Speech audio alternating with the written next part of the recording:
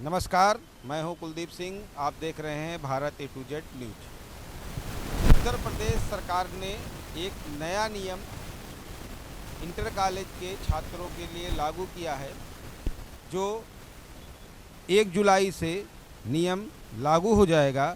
इस नियम के अंतर्गत अब जो भी क्लास 9 से 12 तक के छात्र हैं, उनको ऑनलाइन अटेंडेंस देना पड़ेगा।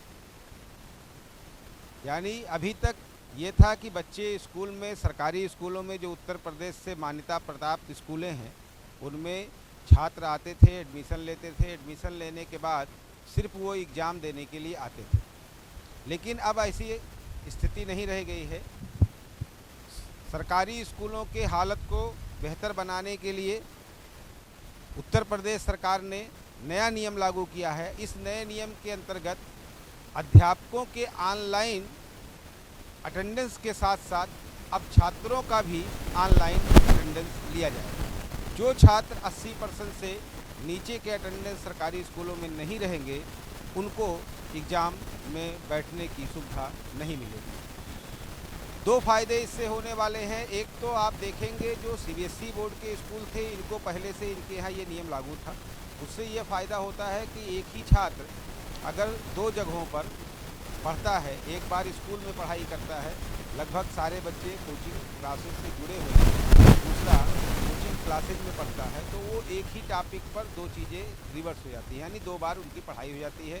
दोनों जगहों के होमवर्क को करते हैं, तो इससे उन छात्रों को बेहतर फ़ायदा होता है और छात्र अच्छा अंक प्राप्त करते हैं। लेकिन अगर हम उत्तर प्रदेश बोर्ड की बात करें, यानी यूपी बोर्ड के बच्चों की बात करें, तो यहाँ पर बच्चे स्कूल में एडमिशन तो ज़रूर ले रहे थे, लेकिन स्कूल में आते नहीं थे।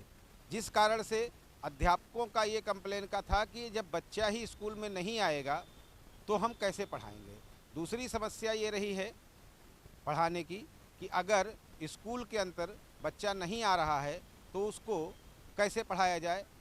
टीचरों का कहना था कि जैसे आज के डेट में हमारे क्लास में 80 बच्चे हैं, उसमें से 5 छात्र ही अगर आए हैं तो 5 छात्रों को हम कैसे पढ़ाएं, जबकि अगले दिन फिर नए 5 छात्र जो हैं वो आ जाते हैं।